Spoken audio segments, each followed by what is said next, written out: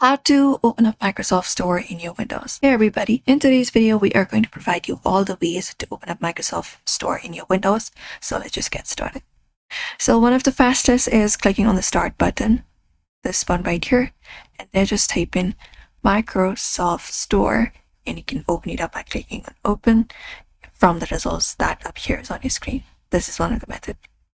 Apart from that, we can use run command as well. We can type in Windows plus R and there just go and type in ms-window-store and hit enter and it will open up Microsoft Store. You can just go and you can look out for this option called browse Microsoft Store and open it up. And apart from that, we can do so from a taskbar as well. We can look out for the Microsoft Store usually in the taskbar, the shopping bag. Click on it and it should open up your Microsoft Store on your screen. And if your Microsoft Store does not open, we can press Windows plus R and there type in ws-reset.exe, hit enter, press enter and wait for it to reset and reopen automatically after you do so.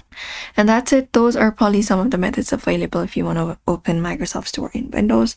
So we hope this video was helpful. Give this video a like and subscribe for more.